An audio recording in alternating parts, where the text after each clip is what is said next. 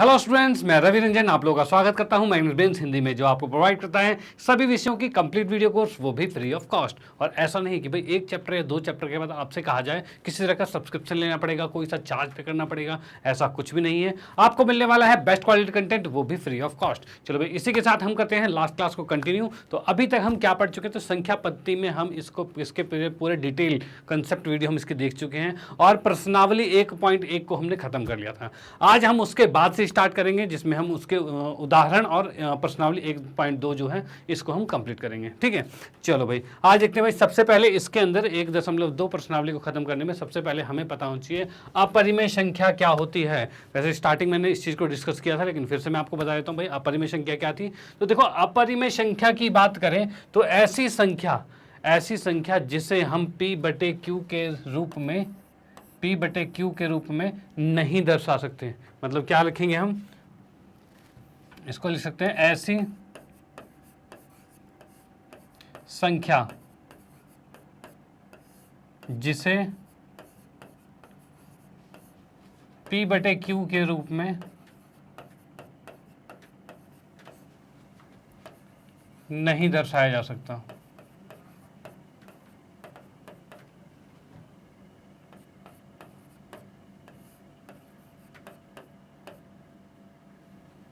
ठीक है, चलो भाई, ये चीज होगी हमारे मेन स्टेटमेंट की लाइन होगी, ऐसी संख्या जिसे P/Q के रूप में नहीं दर्शाया जा सकता। अब इसका एग्जांपल क्या है? जैसे कि मैं इसमें बताऊं कि √2 है, ये आपकी अपरिमेय संख्या है। क्यों? क्योंकि इसको P/Q की फॉर्म में नहीं दर्शाया जा सकता। अब बोलोगे सर इसके नीचे 1 लगा देते हैं और ये P/Q की फॉर्म में हो जाएगा। ठीक है, तब ये हो गया रैशनल नंबर, ये हो गया परिमेय संख्या। लेकिन ये चीज परिमेय संख्या की कंडीशन नहीं थी। परिमेय संख्या जो हमने पढ़ा है उसके अंदर होना क्या चाहिए कि P/Q की फॉर्म में होना चाहिए, Q 0 के बराबर नहीं होना चाहिए, और P और Q जो था दोनों के दोनों पूर्णांक होने चाहिए। Z मतलब पूर्णांक होना चाहिए। अब बोलोगे सर ये क्या लिख दिया आपने? तो ये इसका मतलब है ये चीज इसके अंदर बिलोंग्स कर रहा है, मतलब इसके अंदर आ रहा है। तो P और Q का जो मान है वो पूर्णांक होना चाहिए। Z मतलब पूर्णांक होना चाहिए। ठीक है, अगर ये पूर्णांक होता है, यानी ये कंडीशंस अगर सेटिस्फाई होती है, तो हम कहेंगे ये संख्या हो जाएगी आपकी परिमेय संख्या। लेकिन जिस संख्या में ये चीजें नहीं सेटिस्फाई करती, ठीक है, उसे हम कहते हैं अपरिमेय संख्या। तो यहां पर क्या ये सेटिस्फाई कर रहा है? तो बोलोगे सर P/Q तो है भाई, पहली कंडीशन सेटिस्फाई होगी। ठीक है, Q जो नीचे वाला है वो 0 नहीं है, दूसरी कंडीशन भी ठीक है। ठीक है, और तीसरी मेन कंडीशन जो आपको बहुत कम ही देखने को मिलेगा लेकिन बहुत ही इंपॉर्टेंट है, क्या चीज़? कि P और Q पूर्णांक होने चाहिए। तो क्या ये दोनों पूर्णांक हैं? तो भाई Q तो पूर्णांक है एक, लेकिन √2 पूर्णांक नहीं होता। ठीक है, इसीलिए ये है अपरिमेय संख्या है। यानी हम √2 को जो कहेंगे, √2 कहेंगे अपरिमेय है, √3 अपरिमेय है, और √4 का क्या कहना है? √4 क्या होगा? क्या ये परिमेय होगा कि अपरिमेय होगा? तो बोलोगे सर ये भी रूट में आ रहा है, क्या पता अपरिमेय हो। और एक ने कहा भाई ये √4 तो वर्ग होता है किसी का, किसका वर्ग होता है? तो 4 होता है 2 का वर्ग। बिल्कुल सही, 4 होता है 2 का वर्ग, और वर्ग से रूट कट जाता है, और ये क्या बचा? यानी मैं अलग से लिखूं यहाँ पर, √4 की बात करें तो इसको लिख सकते हैं 2 का वर्ग लिख सकते हैं, और वर्ग से रूट कट जाता है और 2 बचता है बस। ठीक है, वर्ग से रूट कट जाता है और 2 बचता है। एक चीज दिमाग में आता है भाई, वर्ग से रूट कट क्यों जाता है? रूट होता क्या है? अरे रूट बला क्या चीज है? ऐसी क्या चीज है रूट? चलो भाई इसको भी देखते हैं, रूट ऐसी क्या बला है, ठीक है, जो हमें परेशान करती रहती है। तो इसमें आप लोगों को बताना चाहूँ कि रूट का मतलब होता है कि 4 की घात जो है वो 1/2 है। रूट का मतलब होता है घात 1/2। घात अगर आधा हो जाए, ठीक है, तो उसे कहा जाता है रूट। अब इसी में कहते हैं, अगर इस 4 को लिखते हैं 2 की घात 2 लिख सकते हैं 4 को, और इसकी घात है 1/2। इसको जब आपस में गुना करेंगे तो क्या आएगा? 2 गुने में 1/2 आएगा, और 2 से 2 कट जाएगा और 2 ही बचा।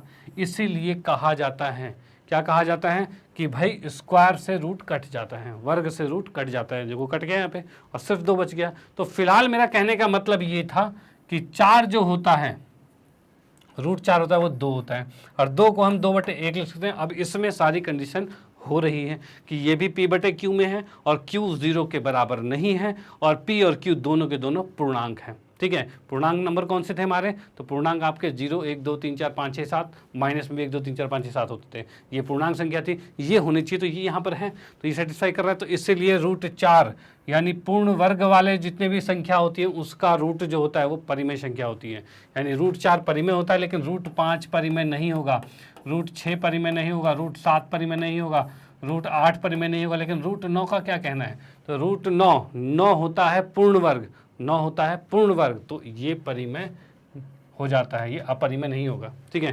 बाकी ये सारे जितनी भी संख्या हैं ये क्या अपरिमेय संख्या है। इसके बाद में कहूँ तो एक पाई जो आता है ये भी आपका अपरिमेय संख्या होता है। और बाकी एक पॉइंट के कंडीशन में कहा जाए तो जैसे कि लिखा हुआ है 6.02002 इस तरह से बढ़ता जा रहा है। क्या ये रिपीट हो रही है संख्या, भाई जो संख्या रिपीट भी नहीं होती और ख़त्म भी नहीं होती, कहते हैं ना ढेठ किस्म के इंसान होते हैं, ना ख़त्म हो रहे हैं और ना रिपीट हो रहे हैं, वही होता है ये रूट। यहाँ पे क्या दिख रहा है आपको, 0 2 है, 000 है, 000 है, तो क्या रिपीट हो रहा है, नहीं हो रहा भाई, अलग अलग संख्याएं आ रही है, पहले 102 था, फिर 202 है, फिर 3032 है, ठीक है, इस तरह से बढ़ता जा रहा है। अगर इस तरह की संख्या बढ़ती जा रही है, इस तरह की संख्या बढ़ती जा रही है, ऐसी संख्या जो पॉइंट के बाद बढ़ते जा रही है लेकिन ना खत्म हो रही है और ना रिपीट हो रही है, उसे कहा जाता है अपरिमेय संख्या। तो ये भी हो जाएगा अपरिमेय। अगर मैं 7 की बात कहूँ तो 7.101001 इस तरह से किया जाए, ये भी हो जाएगा, ठीक है। या फिर कुछ भी 8 पॉइंट में 1 2 5 7 3 2 8 3 इस तरह से चलता जा रहा है, ये भी आपका अपरिमेय संख्या है, ना रिपीट हो रहा है ना खत्म हो रहा है, ठीक है ना। ऐसी संख्या को अपरिमेय संख्या, तो यहाँ आप समझ गए होंगे कि अपरिमेय संख्या क्या होती है, ठीक है। अपरिमेय संख्या के बारे में आप समझ गए होंगे। अब इस लेक्चर में जो आज का हम पार्ट पढ़ रहे हैं, जो 1.2 पढ़ रहे हैं, ठीक है, इसमें हमें क्या करना है, तो हमें ये करना है कि जो अपरिमेय संख्या है उसको रेखा नंबर जो रेखा होती है उस पर कैसे दर्शाया जाएगा। अब यहाँ देखिए ऐसे जो संख्या रेखा होती है, अब देखो एग्जाम्पल जो तीसरा एग्जाम्पल जो आपको दे रखा है, मतलब एग्जाम्पल, अब इसके एग्जाम्पल से स्टार्ट करते हैं। जो आपके NCERT के किताब में जो उदाहरण दे रखे हैं, जो एग्जाम्पल दे रखे हैं, उससे स्टार्ट करते हैं क्वेश्चंस को। भाई समझना चाहते हैं भाई क्या कहना चाहता है। अभी तक हमने ये चीज़ देख लिया भाई कि अपरिमेय संख्या क्या होती है। अब देखेंगे भाई किसी अपरिमेय संख्या को संख्या रेखा पर कैसे दर्शाया जाएगा। अब बोलोगे सर इसकी संख्या एग्जैक्ट नहीं है, कैसे हम संख्या रेखा पर दर्शा दें, बड़ी दिक्कत वाली बात है। लेकिन यहाँ पर हम करेंगे, कुछ तो करेंगे जिससे संख्या रेखा पर आ जाए। अब संख्या रेखा होती क्या है पहले ये बताओ। तो संख्या रेखा होती है ऐसी रेखा जिस पर संख्याएं हों। अब संख्याएं कैसे होगी, तो पहले 0 यहाँ पर, ये 1, ये 2, ये 3 इस तरह से बढ़ता जाएगा। इधर -1, -2 और -3 इधर भी बढ़ता जाएगा। ये एक संख्या रेखा होगी, ठीक है। इसमें अगर कहा जाए √2 बताइए कहाँ होगा, √2 कहाँ होगा। अब यार बड़ा मुश्किल है, √2 कहाँ होगा। इसको जानने के लिए, इसको समझने के लिए चीज़ आपको समझनी पड़ेगी ध्यान से। अब ध्यान से आप सुनते रहिए, चीज़ें आपको बड़े मज़ेदार तरीके से पता चलती जाएगी, ठीक है। अच्छा, इसको जानने के लिए पहले एक चीज़ आपको पता होना चाहिए कि ये क्या है, ये कौन सा त्रिभुज है।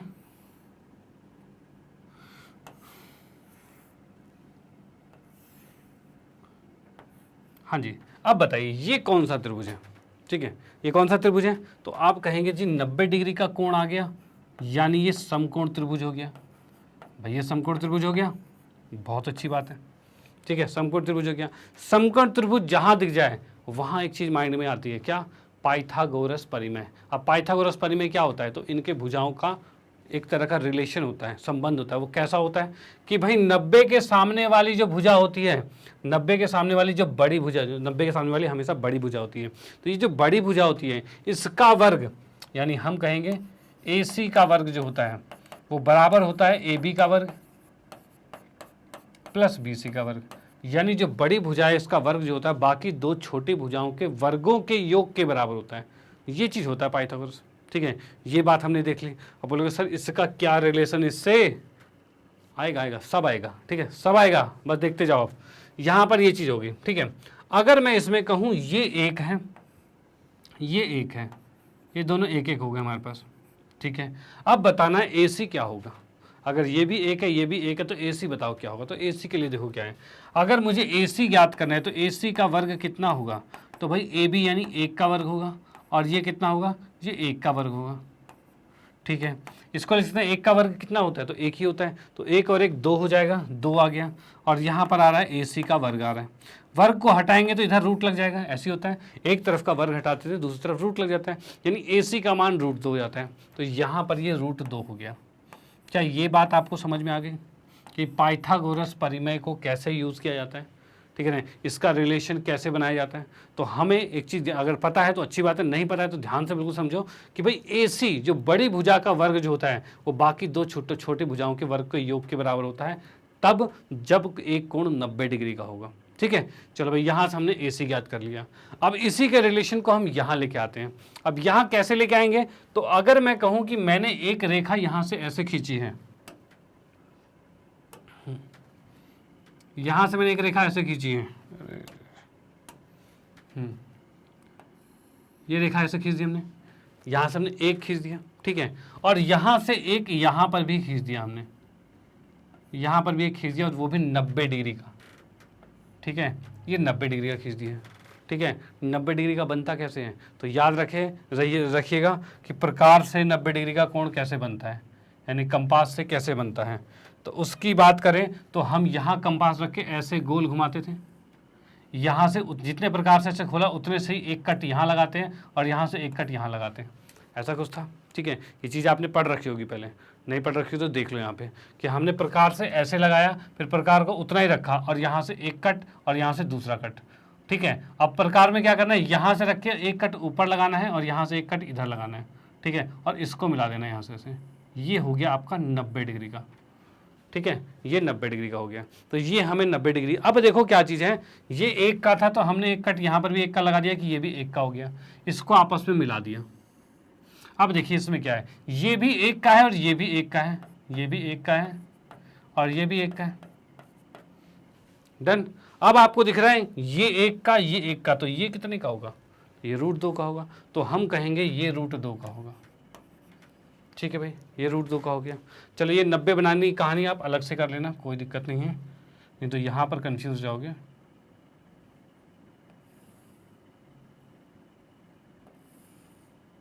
यहाँ से आपने क्या करना है, बस एक का ये खींचा और एक का यहाँ पर लंब खींच दिया गया।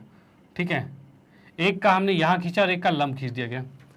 ठीक है भाई, जब एक का ये है एक का ये है तो ये वाली भुजा तो √2 होगी, ये वाली भुजा √2 होगी भाई, एक का ये होता है एक का ये होता है तो ये तो √2 होता है। ठीक है, अब ये √2 हो गया है। अब प्रकार से यहाँ से ऐसे रखना है और इस तरह से यहाँ से ऐसे यहाँ पर कट कर दिया है। ये जो जहाँ पर कट हुआ है ये आपका आया है √2। तो यहाँ से हमने क्या किया है कि भाई संख्या रेखा के ऊपर हमने √2 को दर्शा दिया है कि √2 कहाँ आएगा। ठीक है, ये एग्जैक्ट पॉइंट आ गया है, √2 कहाँ आएगा, तो ये यहाँ पे आ चुका है। ठीक है, तो यहाँ पर मेन चीज़ आपको क्या रखना है, अगर √2 बनाना है आपको तो क्या करना पड़ेगा कि एक की भुजा लेनी है, एक की भुजा लेनी है। अब एक का वर्ग और एक का वर्ग मिलके कितना हो जाएगा, √2 हो जाएगा, वो भी पाइथागोरस परिमेय के अनुसार। तो आपको इस क्वेश्चन को करने के लिए क्या करना पड़ेगा, एक ये चित्र बना लेना अलग से, या फिर नहीं भी बनाओगे उसके अंदर डायरेक्ट बनाना कि भाई एक यहाँ किया और एक यहाँ किया। ठीक है, उसके बाद इसकी नेमिंग कर दिया हमने, इसका नेमिंग या फिर इसकी नेमिंग यहाँ पर हम कर सकते हैं कि भाई इसको लिखा A, इसको लिखा B और इसको लिखा C। ठीक है, और यहाँ से ये परिमेय लगाया और सॉल्व कर दिया हमने, कोई दिक्कत वाली बात नहीं है। ठीक है, चलो भाई आप इसका स्क्रीनशॉट ले सकते हो, नोट कर सकते हो। फिर हम आते हैं इसके बाद नेक्स्ट क्वेश्चन पे।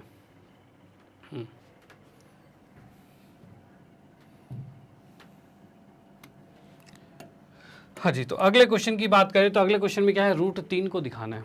ठीक है, अब √3 के लिए क्या होगा,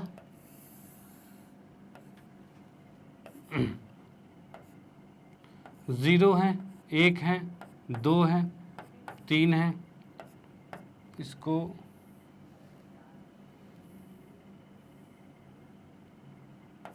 ये 0 है, 1 है, 2 है, -1 है और -2 है। ये हमने लिख दिया संख्या रेखा। ठीक है, अब यहाँ पर √3 हमें निकालना है। तो √3 के लिए अभी हमने क्या पढ़ा था, अभी हमने पढ़ा था कि भाई √2 के लिए हमने पढ़ा था कि यहाँ से एक रेखा खींची और यहाँ से एक लंब खींचा, ये भी एक और ये भी एक, तो इसको यहाँ पर हमने मिला दिया। देखो बनाते टाइम क्या करना, इसको 1-1 सेंटीमीटर का ले लेना, जो हमारे पास स्केल होता है, फुट्टा होता है, उससे हम 1-1 सेंटीमीटर का ले लेंगे। तो उसी से 1 सेंटीमीटर नाप के ये बनाना है और 1 सेंटीमीटर नाप के एक लंब ये बना देना है, यहाँ पर लंब बना देना है। अब जो ये आएगा वो √2 ही आएगा। फिर प्रकार से लेके आप ऐसे खींचोगे तो यहाँ पर ये √3 का साइन आ जाएगा। ठीक है, चलो भाई। अब उसके बाद हमें तो √3 निकालना है, तो √3 कैसे निकलेगा, √3 की बात की जाए। ठीक है, √3 कैसे निकलेगा ये,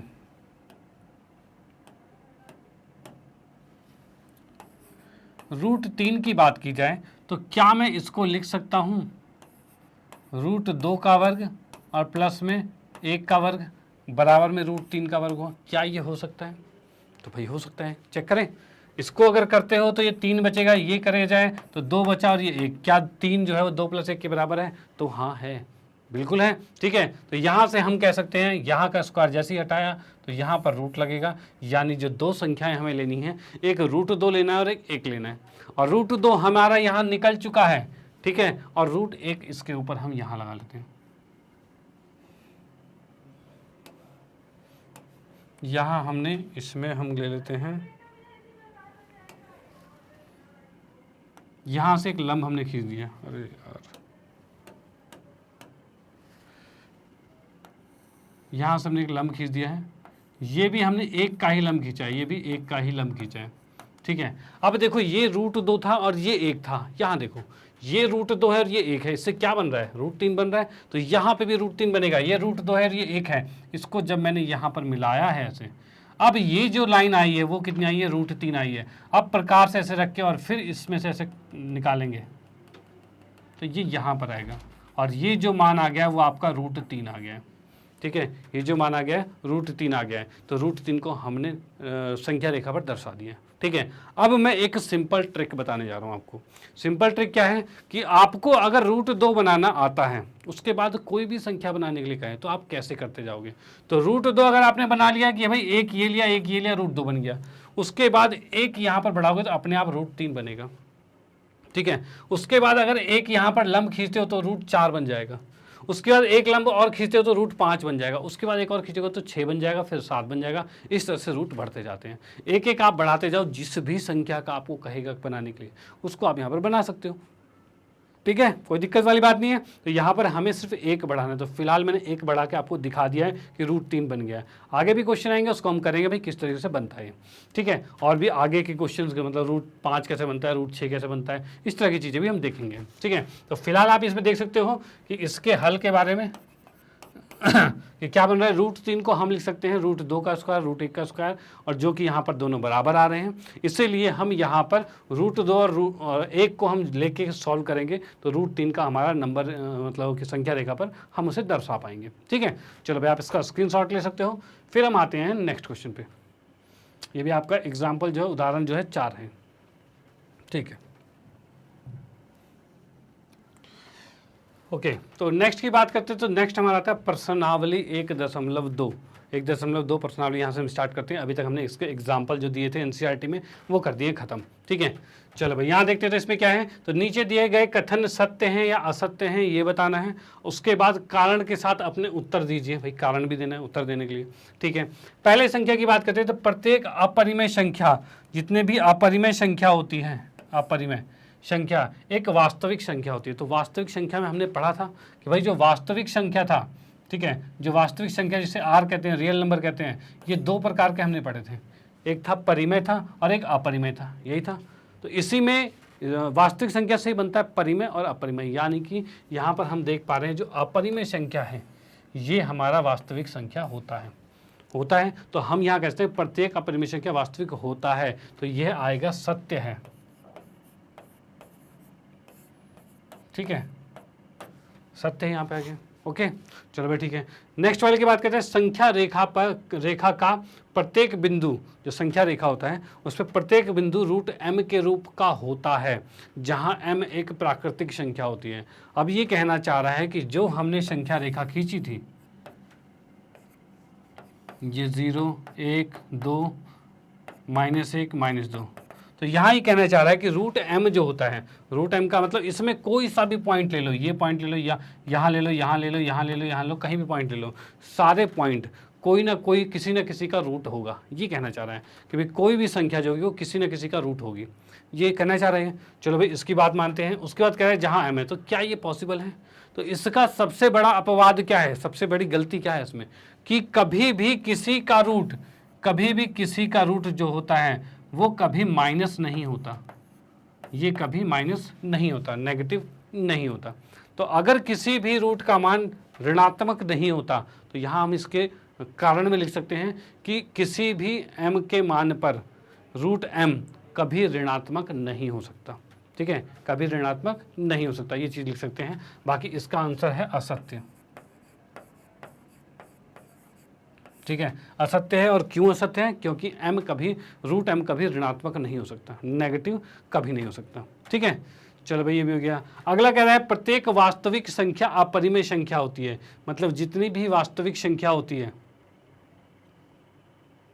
जितनी भी वास्तविक संख्या होती है वो अपरिमेय होती है। अब वास्तविक संख्या क्या थी? तो वास्तविक संख्या 5 भी होती है, 8 भी होती है, रूट 7 भी होती है, ये सारी वास्तविक संख्या है। लेकिन क्या 5 और 8 अपरिमेय संख्या है? क्या 5 और 8 अपरिमेय संख्या है? तो नहीं है, ठीक है। तो यहां हम कह सकते हैं 5, या फिर सीधे कह सकते हैं 5 ही लिख लेते हैं, या फिर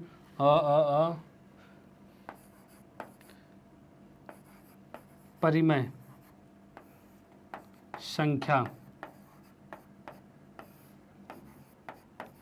वास्तविक संख्या होते हैं पर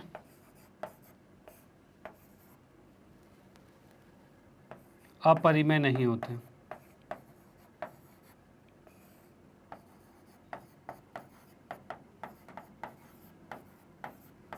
ठीक है, परिमेय संख्या जो होते हैं वो वास्तविक संख्या तो होते हैं लेकिन वो अपरिमेय नहीं होते। जैसे यहाँ पर 5 और 8 क्या है, ये परिमेय संख्या है लेकिन वो अपरिमेय संख्या नहीं है। मतलब 5 और 7 परिमेय भी है या फिर वास्तविक संख्या भी है लेकिन वो अपरिमेय नहीं होते। तो यहाँ पर ये जो स्टेटमेंट है वो होगा असत्य होगा, और इसका रीजन हमने यहाँ लिख दिया, ये चीज़ हो गया, ठीक है, ये इसका रीजन आ गया। ओके, चलो भाई आप इसका स्क्रीनशॉट ले सकते हो, इसको समझ सकते हो। उसके बाद हम आते हैं नेक्स्ट क्वेश्चन पे।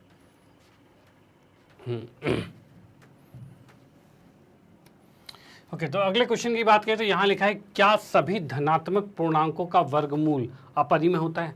मतलब जितने भी धनात्मक होते हैं, पॉजिटिव नंबर्स होते हैं, ठीक है, उसका वर्गमूल जो होता है, मतलब उसका रूट जो होता है वो अपरिमेय होता है, ये कहना चाह रहा है। तो भाई नहीं, ऐसा नहीं होता। ऐसा नहीं क्यों होता है भाई? चलो क्वेश्चन पहले पूरा पढ़ लेते हैं तब इसका हल करेंगे। तो पहले तो ये बोला यदि नहीं है तो एक ऐसी संख्या का वर्गमूल का उदाहरण दीजिए जो परिमेय संख्या है, ठीक है, जो परिमेय संख्या है। चलो भाई देख लेते हैं। तो यहाँ पर ये बोला ऐसे धनात्मक पूर्णांक, मतलब मैंने लिया कि भाई 16 ले लिया, 16 का रूट लगा दिया, ठीक है। 16 क्या है? एक धनात्मक पूर्णांक है, उसका वर्गमूल निकाला हमने, तो वो अपरिमेय होना चाहिए। तो 16 की बात करें तो ये क्या होता है? ये 4 का वर्ग होता है, ठीक है, वर्ग से ये कट जाएगा और ये सिर्फ 4 बचेगा। तो यहाँ पर हमने दर्शा दिया है कि 16 का वर्गमूल एक ऐसी संख्या है जो कि परिमेय संख्या होती है। तो यहाँ पर हम लिखेंगे कि तब 4 एक परिमेय संख्या है।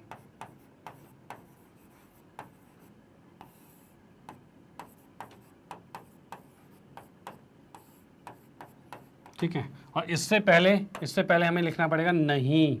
हल को मैं हटा देता हूँ यहाँ से, क्योंकि नहीं भी तो आंसर में लिखना है। इससे पहले आएगा नहीं क्या कॉमा, फिर उसके बाद ये सॉल्यूशन आ गया, ठीक है। तो ये आपका आंसर यहाँ पर आ गया कि भाई नहीं होता, मतलब ऐसा नहीं होता कि सभी धनात्मक पूर्णांक जो है वो अपरिमेय हो। यहाँ पर धनात्मक पूर्णांक परिमेय भी होते हैं। और कौन से परिमेय होते हैं? जितने भी पूर्ण वर्ग वाले होते हैं, ठीक है, जितने भी पूर्ण वर्ग होते हैं वो आपके क्या होते हैं? वो परिमेय संख्या हो जाती है, उसका वर्गमूल करते परिमेय संख्या बन जाता है, ठीक है। चलो भाई ये इसका आंसर हो गया। अब आते हैं नेक्स्ट क्वेश्चन पे।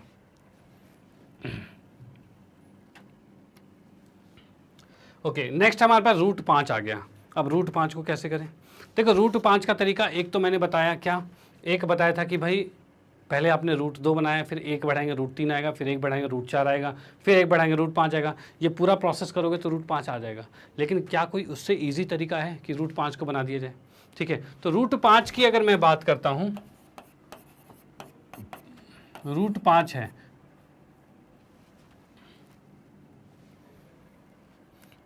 रूट 5 की बात करें तो इसका वर्ग किसके बराबर होगा? 5 के बराबर होगा। अब 5 में हम क्या लिख सकते हैं? 5 में हम क्या 4 प्लस में 1 लिख सकते हैं?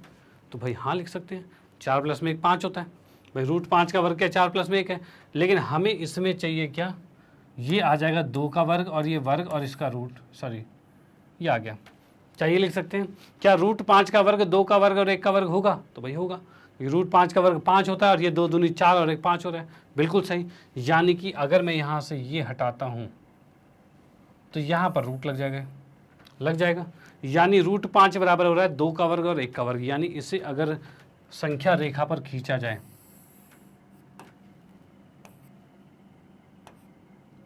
जीरो 1 2 3 -1 -2, ये संख्या रेखा होगी। इसमें हम क्या करेंगे? पहले लेंगे 2, मतलब नीचे रेखा ले लेंगे। यहाँ पर ये ले लिया हमने 2,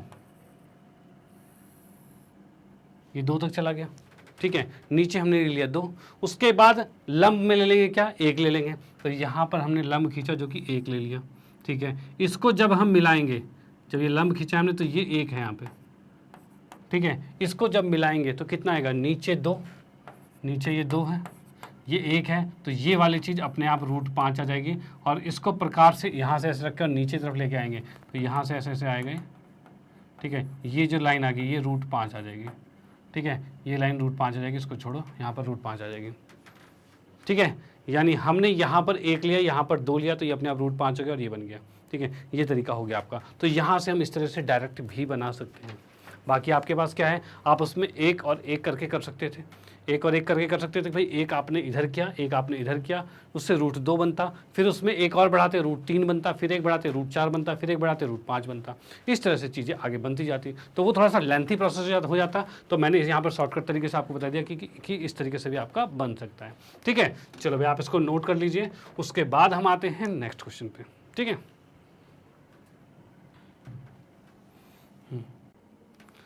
ओके, तो ये हमारे पास नेक्स्ट क्वेश्चन है, प्रश्नावली 1.2 का ही है।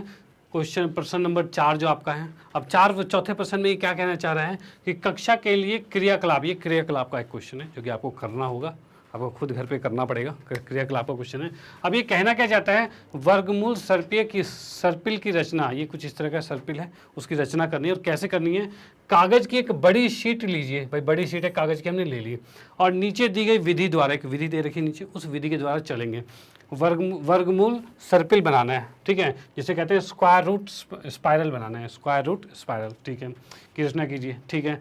सबसे पहले ओ बिंदु, ये ओ बिंदु लिया गया है, ठीक है, लीजिए, और एक लंबाई का रेखाखंड, एक लंबाई मतलब यूनिट लंबाई यानी एक लंबाई, तो यहाँ पर देखो ये एक लंबाई हमने खींच दी है, ठीक है भाई, एक लंबाई खींच दी, डन। उसके बाद एक लंबाई की रेखाखंड लाइन सेगमेंट खींचा गया ओपी, जो ओपी हमने 1 की लंबाई की खींच दी, चलो ठीक है। उसके बाद क्या है? एक लंबाई OP1 जो है, OP1 जो है 1 लंबाई है, ठीक है, पर लंब रेखा P1 P2, मतलब P1 P2 एक रेखा खींची गई जो इस रेखा पर लंब हो जाएगी। तो ये लंब बनाए रखा है हमारे पास, लंब है, वो लंब बनाना है। उसके बाद यानी एक बड़ी सी कागज़ की शीट लेनी है, उसमें एक आपको लेना है यहाँ पर, उसके बाद वहाँ पर एक लंब खींचना है, एक पे और, जैसे एक लिया, एक पे लंब और खींच लिया गया, ठीक है। चलो भाई ये कर दिया गया। उसके बाद क्या कहा है इसने? अब OP2 मतलब इस O और P2 को मिला लिया गया, ठीक है ना, OP2 को मिलाया गया है। OP2 पर लंब रेखा P2 P3, मतलब इसी अनुसार क्या किया, इसको यहाँ पर मिला लिया गया। अब ये OP2 है, इस पर एक लंब यहाँ पर खींचा गया है, ये भी 1 का लंब खींचा गया है, ठीक है। उसके बाद इसको भी मिलाया गया, उसके बाद 1 का लंब ऐसे खींचा गया है। इस तरह से एक एक के लंब खींचे जा रहे हैं, ठीक है। उस तरह से P2 P3 भी खींचा गया है। तब OP3 पर रेखाखंड P3 P4, मतलब ये आगे चल के यहाँ कहीं जा रहा है, और ये P4, ठीक है, P4 खींची गई है। इस प्रक्रिया को जारी रखते हुए OPN-1, मतलब इसको बढ़ाते हुए यानी इसको यहाँ से आप ऐसे मिला लोगे, फिर उसके बाद यहाँ से फिर से एक लंब खींचा जाएगा ऐसे, ठीक है, जो यहाँ पर कितना हो जाएगा, ये यहाँ से एक लंब खींचा गया है, ये P5 हो जाएगा। ठीक है, फिर यहाँ से एक लंब खींचा जाएगा यहाँ से, और ये आ जाएगा ऐसे लंब, और यहाँ P6 हो जाएगा। इस तरह से बढ़ते बढ़ते जाना है, ठीक, इस तरह से बनाते जाना है। ठीक है, तो आपको क्या करना है, खुद बनाना है कॉपी में। कैसे बनाओगे, तो एक पहले यहाँ सेंटीमीटर नाप लेना या 1 इंच नाप लेना, ठीक है, या 2-2 सेंटीमीटर का लेके चलना। 2 इसको नाप लिया, उसके बाद 2 ये ले लिया, फिर यहाँ पर ये बना लेना। ठीक है, उसके बाद लंब यहाँ पर है, फिर से बना देना। तो यहाँ एक चीज़ देखना, जैसे कि एक ये है और एक ये है, तो इससे √2 बना, √2 बन गया, बिल्कुल सही।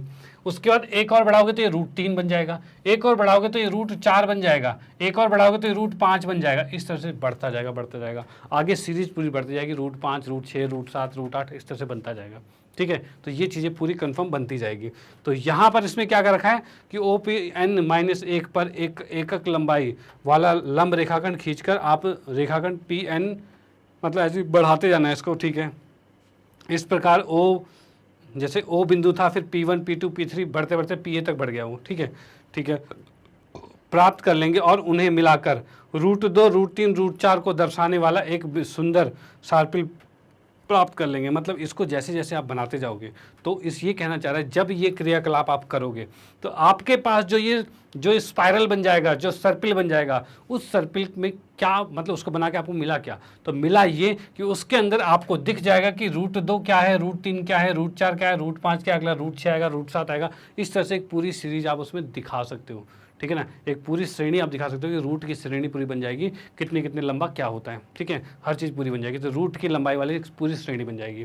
तो यहाँ पर इस तरह से आप दर्शा सकते हो। इसको आपको कॉपी में खुद करना है। ठीक है, इस तरह से करना है, तो कॉपी में खुद करना है। ओके, चलो भाई, फिर इसके बाद आते हैं हम नेक्स्ट क्वेश्चन पे। ओके, तो यहाँ पर हमारा प्रश्नावली 1.2 हमने यहाँ पर समाप्त कर दी है। जो प्रश्नावली 1.2 थी उसको हमने समाप्त कर लिया है। यहाँ पर हमने देख लिया अपरिमेय संख्या क्या होती है, पहले तो वो देखा। उसके बाद हमने देखा भाई अपरिमेय संख्या को हम संख्या रेखा पर किस तरह से दर्शाते हैं। तो क्या फॉर्मूला था भाई उसका, तो उसका एक पाइथागोरस फॉर्मूला था जो कि समकोण त्रिभुज के अनुसार लगता है। ठीक है, तो हमने यहाँ समकोण त्रिभुज का भी यूज़ किया, समकोण बनाया, उसके अनुसार हमने उसको लगाया। उसी अनुसार हमने ये आज के सेशन को खत्म किया, जो कि 1.2 था। इसके बाद जो नेक्स्ट क्लास आएगी उसमें हम 1.3 को सॉल्व करेंगे, उसके एग्जाम्पल को भी सॉल्व करेंगे, और उसका कंसेप्ट क्या होगा वो भी देखेंगे, उस पर भी चर्चा करेंगे। ठीक है, बाकी आप लोगों को पता ही है मैग्नेट ब्रेन एक ऐसा प्लेटफॉर्म है जो आपको प्रोवाइड करवाता है और करवा भी रहा है। ठीक है, जैसे कि आप देख रहे हो कि आपको प्रोवाइड कराता है 100% फ्री एजुकेशन, वो भी क्वालिटी कंटेंट। और आप लोगों की सुविधा के लिए मैग्नेट ब्रेन ने लॉन्च किया है अपनी वेबसाइट, जो कि है www.magnetbrains.com। ये वेबसाइट आपके लिए बहुत ही ज़्यादा हेल्पफुल है। और वो ऐसा क्यों है, क्योंकि इस वेबसाइट पर जैसे आप इसको लॉगिन करोगे, जैसे आप इसको खोलोगे, उसके बाद आपके सामने कुछ ऐसा इंटरफेस दिखेगा। और इसमें क्या है, यहाँ पर हर चीज़ के सेक्शंस अलग अलग हैं। यानी कोई भी लेक्चर, कोई भी क्लास की वीडियोस आपको देखनी है, कोई भी टॉपिक देखना है, उसको ढूंढना बिल्कुल आसान हो जाएगा। यानी अगर जैसे होता है कि भाई मुझे उस टॉपिक में दिक्कत हो रही थी, वो अगर पता होता मुझे तो मज़ा आ जाता। ठीक है, फिर मैं क्वेश्चन सॉल्व कर लेता, ढंग से कर लेता। भाई कल टेस्ट है मेरा, इस चैप्टर के क्वेश्चन आने वाले, वो चैप्टर अगर रिवाइज जाता तो मज़ा आता। तो उसके लिए आपको यूट्यूब पर जाते हो तो वहाँ पर दुनिया भर की वीडियो होती है और कन्फ्यूज जाते हो। ठीक है, तो आप यहाँ पर आइए, यहाँ पर हर डाटा बिल्कुल सिस्टमेटिक तरीके से बिल्कुल मिलेगा। तो यहाँ पर क्या चीज़ें, यहाँ पर आपके पास English medium, Hindi medium, NTSC, olympiad जैसे कंपटीशन वाले भी सेक्शन अवेलेबल हैं। ठीक है, जैसे कि आप लोग हिंदी मीडियम में, तो आप हिंदी मीडियम पे क्लिक करेंगे। आप अगर 9th क्लास में तो 9th पे करोगे, 10th पे तो 10th पे करोगे। जैसे कि 10th पे अगर क्लास पे सेलेक्ट किया गया तो यहाँ पर उसके जितने भी टीचर्स हैं वो आपको दिख जाएंगे।